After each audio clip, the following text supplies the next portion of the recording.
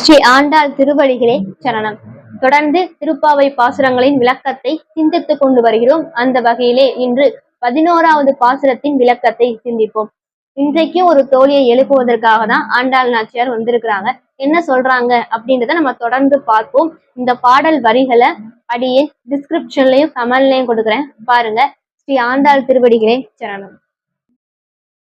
கற்று கரவை கணங்கள் பல கறந்து செற்றார் திரர் அழிய சென்று செல் செய்யும் குற்றமொன்றில்லாத கோவலர்த்தம் பொற்கொடியே புற்று அரவு அல்குல் புனமயிலே போதராய் சுற்றத்து தோழிமார் எல்லாரும் வந்து நின் முற்றம் புகுந்து முகில்வண்ணன் பேர்பாட சிற்றாதே பேசாதே செல்வ பெண்டாட்டி நீ எற்றுக்கு உறங்கும் பொருளேலோ ரெம்பாவாய்.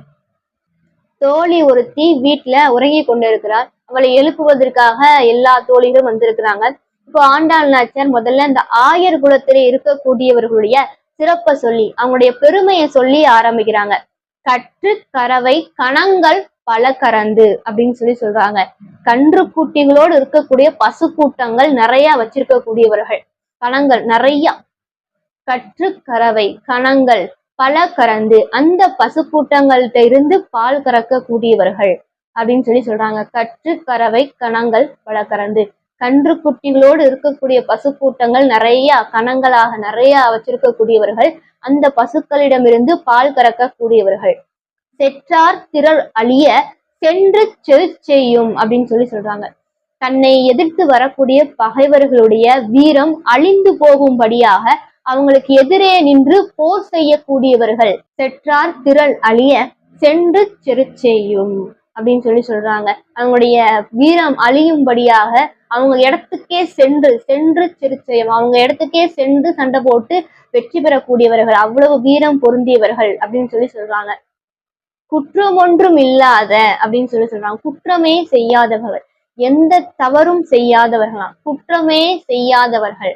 அப்படி குற்றம் ஒன்றும் இல்லாத கோவலர்தம் பொற்கொடியே, அப்படி குற்றமே செய்யாத குலத்திலே பிறந்த பொற்கொடியே, அப்படி குற்றமே செய்யாத குலத்திலே பிறந்தவளே, பொன்கொடி போன்று இருக்கக்கூடியவளே. புற்று அரவு அல்குள், புற்றிலே இருக்கக்கூடிய பாம்பானது அப்படி படம் எடுத்து காட்டும் இல்லையா, அந்த மாதிரி இடை உடையவளே, அழகான மெல்லிய இடை உடையவளே. புனமயிலே, மயில் போன்று அழகாக இருக்கக்கூடியவளே. புற்று அரவு அல்குள் புனமயிலே போதராய், சீக்கிரம் எழுந்து வா, இன்னும் உறங்கி கொண்டிருக்கிறாயே. சுற்றத்து தோழிமார் எல்லாரும் வந்து நீ முற்றம் புகுந்து முகில்வண்ணன் பேர்பாட, சுற்றத்துல இருக்கக்கூடிய தோழிமார்கள் அத்துணை பேரும் வந்துட்டோம். அத்துணை பேரும் வந்து உன் வீட்டு வாசல் முன்னால நின்று முகில்வண்ணனுடைய நாமத்தை சொல்லி கொண்டிருக்கிறோம். அப்படி மேக வண்ணனாக இருக்கக்கூடிய கார்மேக கண்ணனாக இருக்கக்கூடிய கிருஷ்ணனுடைய நாமத்தை சொல்லி போற்றி பாடி கொண்டிருக்கிறோம். சிற்றாதே பேசாதே செல்வ பெண்டாட்டின், சிற்றாதேனா அசையாமல், அப்படி அசையாமல் பேசாமல் இருக்கக்கூடியவளா இருக்கிறியே நீ. செல்வ பெண்டாட்டினி, செல்வம் மிக்க வீட்டிலே பிறந்தவளே. செல்வ பெண்டாட்டினி எற்றுக்கு உறங்கும் பொருளேலோ ரெம்பவாய், நீ எற்றுக்கு உறங்கும் பொருளேலோ ரெம்பவாய். நீ இப்படி உறங்கி கொண்டிருக்கிறாயே, இதனுடைய பொருள் என்னன்னு தெரியலையே. நாங்க இத்தனை பேரும் உன்னை கூவி கூவி அழைத்து கூப்பிடுறோம். மேகவண்ணனான கார்மேக கண்ணனுடைய பெருமையெல்லாம் சொல்லி பாடி கொண்டிருக்கிறோம். உன் வீட்டு வாசல் முன்னால நின்று அத்துணை தோழிகளும் பாடி கொண்டிருக்கிறோம்.